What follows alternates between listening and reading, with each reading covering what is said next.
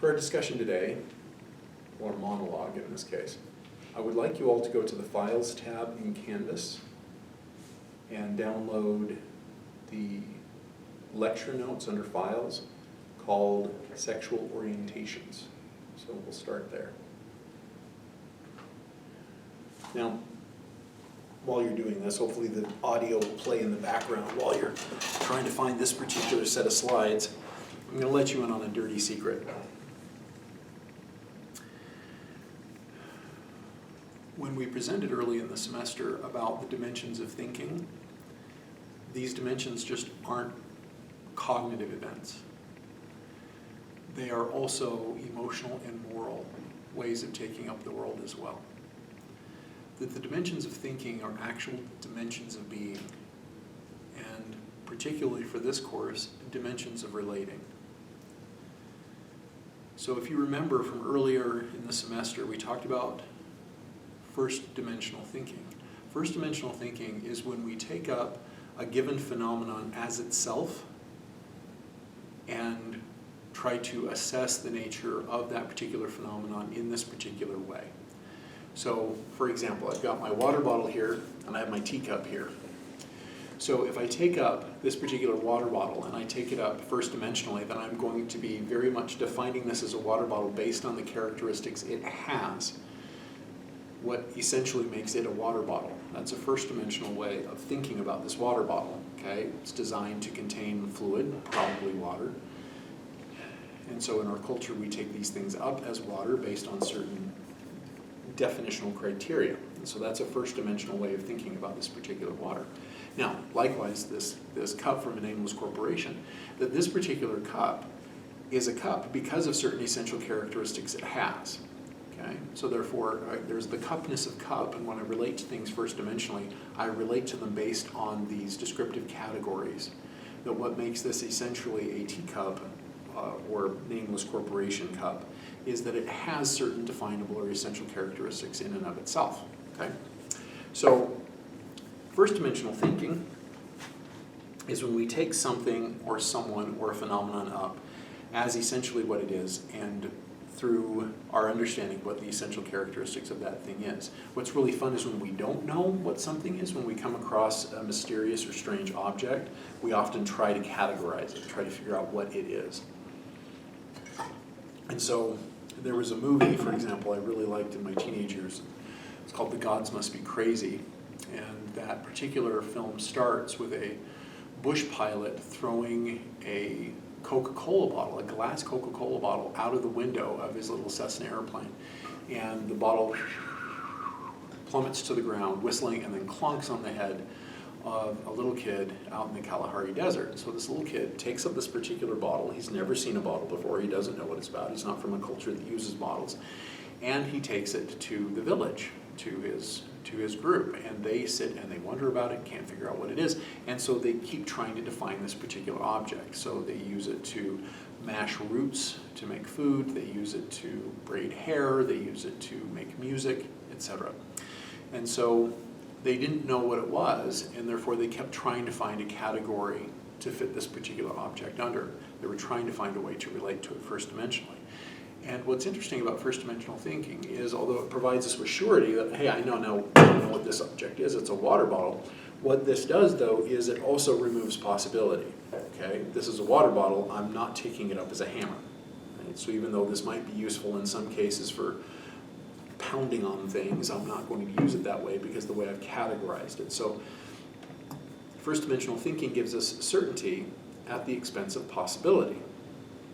So, like the Coca-Cola bottle, these particular Kalahari Bushmen didn't know what a Coca-Cola bottle was or what it was used for, and therefore didn't know just to treat it like a Coca-Cola bottle. But we saw because they didn't have a category for it, they treated it in many different ways, trying to figure out all the different uses for it. So again, first dimensional thinking gives us certainty at the expense of flexibility or possibility. Okay. So second dimensional thinking, if you remember, is that when we have a particular object and it is constituted by its opposite. So this is a very oppositional way of thinking.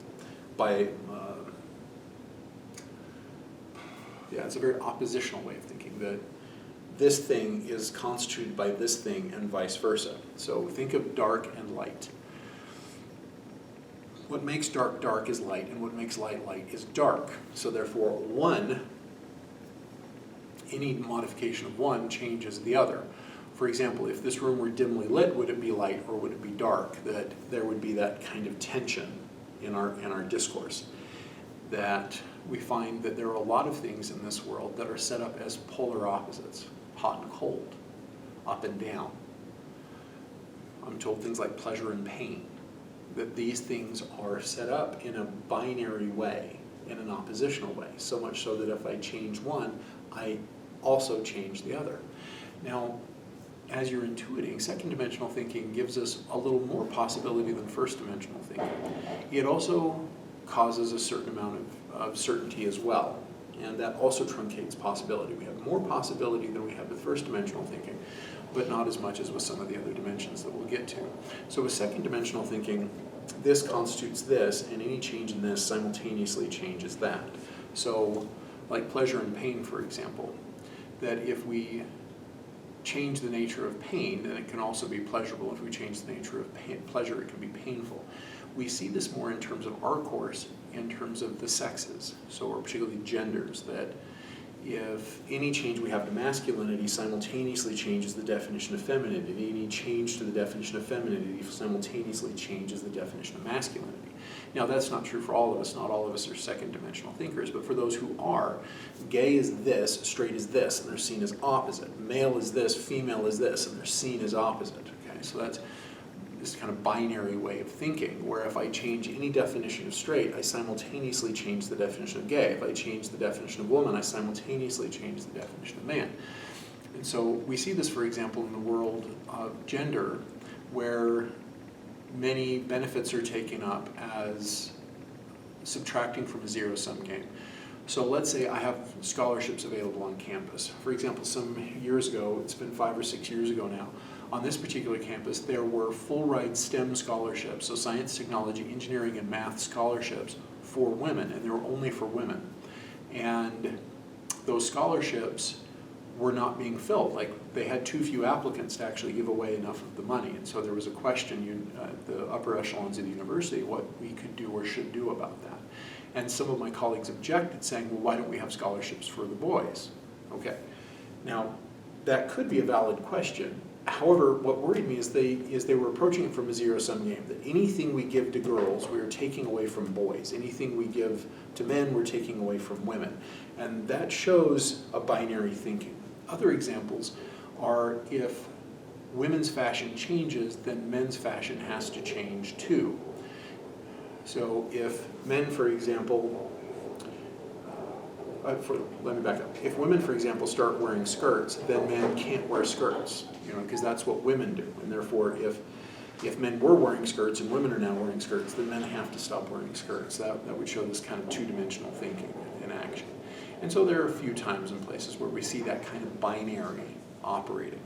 So again, not universal, not everybody thinks in second-dimensional terms, but it does happen.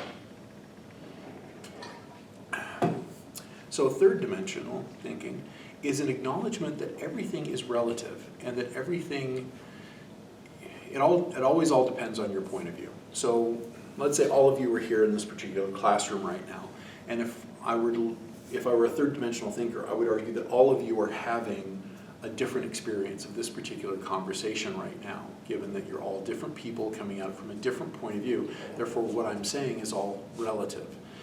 And so when it comes to certain objects, like a water bottle, well, this is only a water bottle because our culture defines it as a water bottle. It's only this way because of the way we take it up. If I were to take this and push it out of the airplane on the Kalahari, however the local inhabitants take this particular bottle up would be relative to how I take it up. And so they begin to see everything relativistically, that gender is just a culturally relative phenomenon, that sexuality is just a culturally relative phenomenon. Now, like with second dimensional thinking, this expands our possibility for understanding, that now we have a greater degree of understanding. Now, at the same time though, you'll notice that it also constricts possibilities for understanding. If everything is just relative and that's all it is, then I now have that form of certainty about whatever phenomena I encounter. And so it's actually still a very potent form of certainty that if somebody is coming to me as a therapist and they're talking to me about their concerns about their sexual orientation or sexual identity, and it's all just relative, then I am losing the way in which it's not just relative for that particular client, that client is experiencing something in a rather non-relative way. To them it is very certain and very real that if they come out of the closet, grandma will disinherit them, or if they start discussing their gender confusion, that they will be objected or judged by others, that's not just relative, those things happen, okay? So that form of certainty where I say, well, it's all just relative, is constricting a lot of possibilities for all the other things that might be going on. So again, we get more possibility, more ways of understanding than first and second dimensional thinking. So rather than just categorical thinking, first dimensional, binary thinking, second dimensional, we have a relativistic thinking, third dimension, which again can be helpful or important because a lot of what goes on seems pretty relative. At the same time though, what we're missing out is the tendencies, the patterns. One day, for example, many years ago, it was in a math class. Our professor at that particular time was an expert in fractals. So the way in which he would write equations that would give him a random number coming out, actually a series of numbers to be plotted on a Cartesian grid. And so he would plug a number in and there would be absolute random numbers coming out the other side of the equations. Think of a random number generator in 2 dimensions. And so he was practicing this in class for us. And so he would plug a number in and we'd solve the problem and get a number. Plug the problem in, solve the problem, and get a number. And then he showed us an image. He'd been doing this over and over and over and over and over and over and over again. And he found that there were horsetails, is what he calls them. Picture like thorny shapes. So either starting at a point and flaring out, or starting at a wide, coming to a point. It could be going in any direction. And he keeps finding horsetail and horsetail and horsetail and horsetail in patterns of chaos. Now, this is supposed to be chaotic. There aren't supposed to be any patterns. But these are horsetails in the chaos. And going into it, you can never predict where the horsetail will appear as you're graphing all of this out. But appear they always do. It's not just all chaos. It's not just all relative. That there are certain important patternings to our experiences that we don't necessarily dogmatically know going in to what those patterns are, and we don't necessarily know what's going to come out. The patterns keep reappearing. So likewise, there is a certain pattern to water bottleness, okay? That yes, it's all relative in this culture, that we use this particular word for this particular object in this particular way, and other cultures use a different word and they have different traditions with this object. Part of the patterning of this is that this object informs our experience of it. Not in an absolute way, like in first dimensional thinking, second dimensional. Instead, if we attend to what this object is, it informs us what it can be used for. I, for example, tried to use this bottle to store lobster bisque. Brought some bread into work, had some lovely, I love bread and soup, it's one of my favorite treats. So I've got this full, and by the time I sat down to eat my lobster bisque with lunch, it was cold. That it turns out this particular bottle isn't insulated. And so by relating to this particular bottle, then this bottle informs my experience of it if I'm paying attention, right? Which when you have cold lobster bisque, that's something to really pay attention to. It's not the best when it's cold. And not terrible, but not the best. So therefore I learned this is not a very good object to store hot soup in. It's not double insulated or insulated at all. It's just stainless steel shell. So therefore, this object informs me what it is in my relationship to it and other people's relationship to it as well. Like mine has a sticker, a logo on it. A dear colleague of mine is perpetuating a joke that I'm very fond of about where we can hide burritos. And in the psychotherapy class, we'll get into more detail on this particular philosophy. It's called interpretivism and how these are joking metaphors for interpretivism. So with this particular object, it informs my relationship to it. It's not just relative. In my culture, I may believe that this is a vessel of ghosts, but then eventually in that culture, somebody's actually going to pick the bottle up, play with it, and find there's no ghosts in there. And so the object itself informs us about what it is. And we are part of the context of that particular object. So this object has sentimental value to me, and few objects do. But this one does because of my relationship to it. If I were to give this bottle to you, it wouldn't necessarily have the same sentimental attachment that it does for me. But at the same time, though, it's still a water bottle to both of us. For me, it's a little bit different than just a water bottle. For you, it may just be a water bottle where, hey, there's Draper's water bottle, he left it in class again. Now, let's apply that to moral reasoning. Because there's a tendency, I've noticed amongst my peers, to relativize many of the extremely important concerns we have and many of the extremely difficult experiences, as well as the pleasurable and joyful experiences we have as being sexual beings. And so I'm going to kind of walk through for a minute, first dimensional, second, third, and fourth, so categorical, binary, relativistic, and what's called contextual reasoning, which is fourth dimensional reasoning, and apply those to our moral understanding. So first dimensional thinking morally is, here are the rules, and I just follow the rules. And there are categories that these rules fall in morally and sexually. So I do those things, and it's as simple as that. If in my moral, if I am told be circumcised, I'm circumcised. There's not a question of right and wrong. It is just do this thing and you do it. Now, when it comes to sexuality, we notice that there's a pretty replete history of people trying to define various groups of people and their sexual feeling and sexual behavior and categorize that.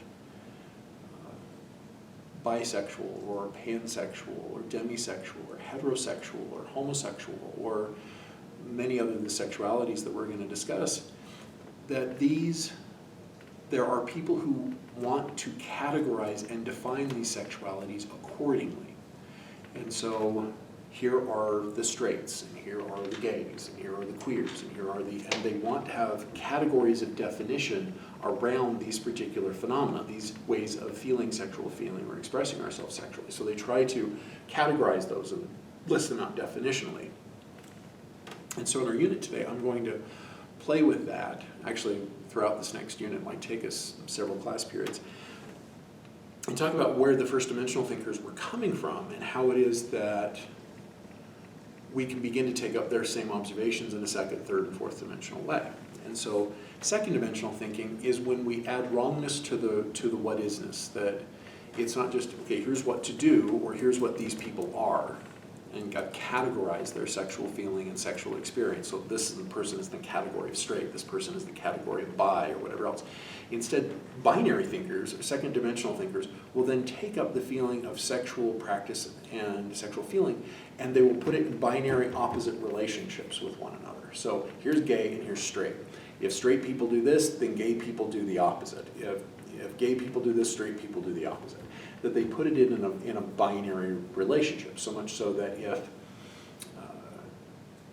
you can tell you're talking to a binary thinker, let's say, and this binary thinker happens to be a gay man, and he is having an identity crisis because he finds himself attracted to a woman, that would show that he is in a binary dynamic with his particular experience.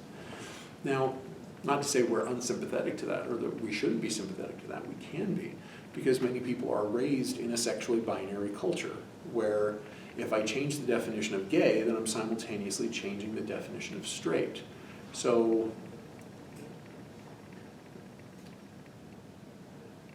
so many examples are coming to mind, that one of the things that was quite meaningful for me one day was one of my doctoral students put on a performance of the binary thinking within sexual feeling and sexual orientation. So he identifies as a gay man, and he came into class and he was dressed, fashion was on point, great shoes, pants, shirt, hair perfectly coiffed, and he was speaking in a lighter register, a slight lisp. He was gesticulating with his hands a lot and talking in what he called an effeminate fashion, so something a little bit more feminine. And then, in the middle of that performance, he dropped down a register, he untucked his pants, messed up his shirt, kicked off his shoes, and started talking in a voice as deep as mine. And then a minute later, he polished himself back up again. And his point was, he's still gay regardless of how deep his voice is or how tousled his hair is. And he's still gay regardless of how lightly pitched his voice is or how polished his shoes are. That he was trying to demonstrate for my students at that particular time the way in which many of them have bought into a binary. That gay men, in order to feel gay or be gay, need to be effeminate, and therefore straight men need to be masculine. And there was these particular definitions of femininity that he was embodying from his point of view, and these very definitions of masculinity that he was embodying to those point of view. Of course, the presentation was very controversial, and that was the point. And it did offend some students and really challenge them, because some of the students were gay and says, I'm not like either of those. And he says, exactly, that's my point. But many people are, and many people within the gay community and the straight community buy into this binary way of thinking. That provides certain possibilities for understanding, but at the same time also constrains us unnecessarily. So much so that if we encounter somebody who is biological male, for example, but acts very feminine, then a binary thinker will presume that they are gay because of the way in which they have taken up that particular binary. So likewise, if a gay person is very masculine, then most people probably who are binary thinkers will probably assume that he is straight. So hopefully these examples are giving you a sense of what it is that I mean by this. Now, third dimensional thinking, as I mentioned before, it's all just relative. It's all just, hey, you do you, boo. You know, it's your truth from your point of view, and if you feel it, do it. And if other people have objections to it or have a different point of view, that's great. It's only true for them because it's all just relative. And so the advantage of that particular way of thinking is it's radically inclusive to a point. So it's radically inclusive in the sense that all of us have sexual experience and sexual feeling that is relative to us individually, because we're all different individuals, therefore our sexual feeling and sexual experience is going to be radically different across us individuals. And so that's very inclusive. What becomes very difficult to articulate and very difficult and a big challenge is then, why are some sexual feelings not legitimate from a relativist's point of view? So it's a real struggle for third dimensional thinkers to say, okay, all of your sexual attitudes and feelings and behaviors are okay, but not yours. And they tend to do that, especially if it's issues of trauma or fairness or justice, etc. And it's very important that they do it. At the same time, though, they're now put in a position of saying, well, I relativistically believe in sparing other people from certain forms of sexual trauma, so therefore I'm going to do it while understanding the entire time that this truth is relative only to me. That seems very thin, because if it's relative just to them, then they wouldn't have any enforcement power, or their opinions wouldn't be any more or less valid than anyone else's, including the people engaging in abusive ways of engaging in their sexual activities. So the advantage, though, is, again, it's radical inclusivity. The challenge is up to what point, because then suddenly the brakes get thrown on. Okay, we're radically inclusive, but not for you people. And that can be very painful, and we'll share some examples of the challenges and possibilities within that. So fourth dimensional thinking is the observation that yes, we can have categorical understandings, and at the same time, everything exceeds our categorization thereof. You know, Plato's observation that I can describe this water bottle all day long, but it is not the only form water bottles can take, and there are many things that I can recognize as water bottles that don't look anything like this one. And so therefore, from a fourth dimensional frame, yes, it can help sometimes to categorize things, to know what a water bottle is or what it means. At the same time, though, to also appreciate that everything exceeds our capacity to categorize it. This is especially true when it comes to the other. That insofar as I'm relating to you morally in a fourth dimensional way, I am both understanding you and maybe even beginning to predict you or get where you're coming from or what you mean. At the same time, though, the more I get to know you, the greater and greater capacity you have to surprise me. The stranger can't surprise me because I don't know them. I mean, okay, we have certain cultural norms and expectations, and people can grossly violate those, and that's where comedy and humor and some violence is embedded. At the same time, though, as I get to know you, you will always overflow my categorization of you. And so although categories can help, A fourth dimensional thinker tries not to take them up absolutistically. So when it comes to, moving on. We'll get to more of that in a second. When it comes to second dimensional thinking, a fourth dimensional thinker says, yeah, there are things that actually seem to be in binary relation to one another. Surprisingly enough, those things are actually very rare and very few and far between. And even then, the binary nature of their relationship probably only happens in a certain way within that particular relationship and our relationship to it. Now, that's really hard to understand. Think of darkness and light. Where does dim fit in? Like if I were to dim the lights where I could just barely see the back wall, is that light or is it dark? Well, it's light enough I can see the back wall, but dim enough I may not be able to make out any details. And so light and dark, it turns out, don't necessarily have a binary relationship. Up and down don't necessarily have a binary relationship. So if I'm on the ground and I look up at a plane, the third dimensional thinkers are right. Well, from your relative position, the plane is up. But if I'm in another plane looking down on the plane you were just looking at, well, then that plane is down. At the same time, though, gravity still has its way on both planes. That it's still in a broader context of understanding, a broader context of phenomenon, where it's not just up or down. That things can be, in a manner of speaking, simultaneously up and down. So if I'm in the higher of the two planes looking down on the plane that's flying, say, just a few hundred feet off the ground, I'd say, wow, look at that plane down there. I hope it stays up because it's flying low to the ground, and that's dangerous. So I hope this makes sense, that a lot of things aren't actually in binary relationships, that there are other things going on that often confuse and change up the binary. For example, if we take up the terms of sexual behavior and sexual orientation, sexual being, and if we were to draw a Venn diagram, you saw me do this in class the other day, where I drew a Venn diagram with masculine attitudes, attributes, and behavior, and then feminine, and then we listed them out on the board, and we put all the feminine in one and all the masculine in another, and then we went through and circled all the ones that could simultaneously be considered masculine, or in the masculine bubble, all the ones that could simultaneously be considered feminine, and there was a massive amount of circling going on. That what makes a given attitude, attribute, that seems on a binary, masculine and feminine, is actually the context of those particular attitudes and attributes. So, in the context of my life, for example, although I'm a big, hairy, burly man, and I'm a good shot, and we were just out back teaching friends how to throw knives and barbecue and things like that, at the same time, I'm the one that people come to when they got boo-boos, or they need a hug, or tears to be shed with them. That's often considered feminine. And it's not a problem, because in a particular context, you're both masculine and feminine at the same time. You could be doing masculine things in feminine ways or feminine things in masculine ways. All of that exists in the particular context of your endeavoring thereof.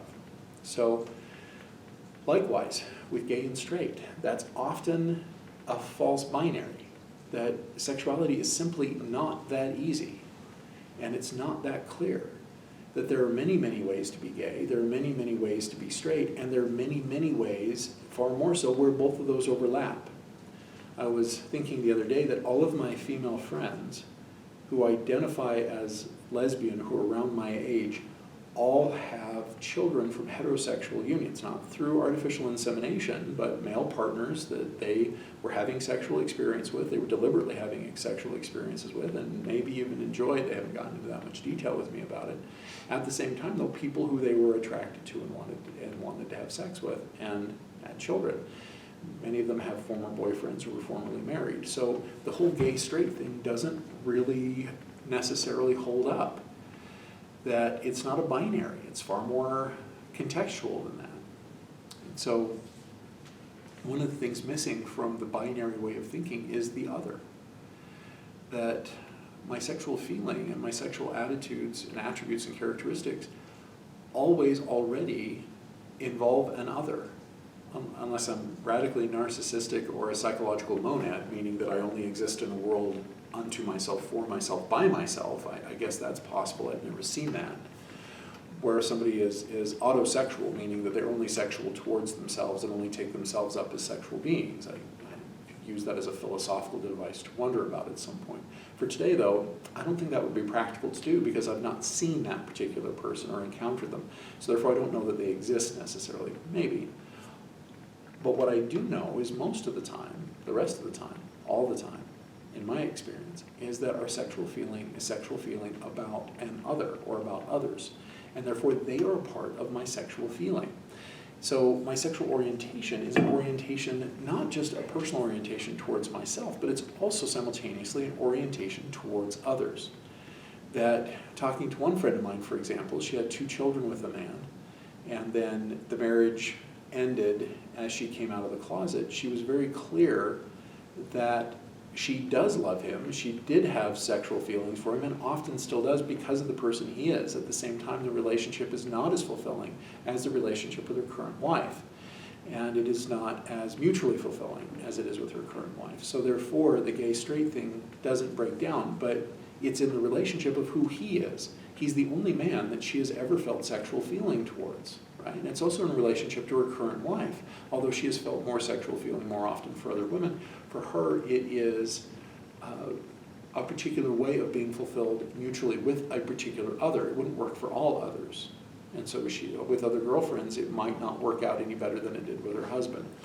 And so I'm not saying this is universally the case. Please don't misunderstand that I'm making that claim.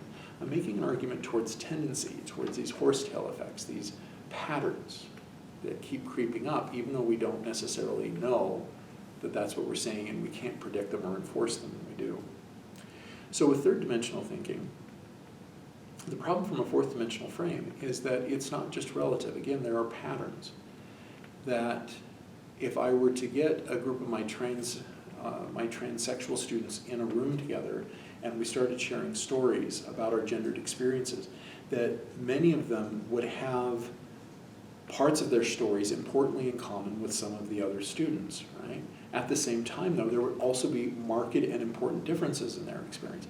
Likewise, as somebody who has not gone through a trans dynamic, me being myself personally, I can also share and relate to some of their experience, that there is a phenomenon of being engendered, of living a gendered life, of experiencing oneself as a gendered being, that isn't just exclusive to any one individual or any group of individuals. It becomes acutely important to certain individuals whose gender dynamics and gendered feeling is they experience very different than others, and often is very different from others.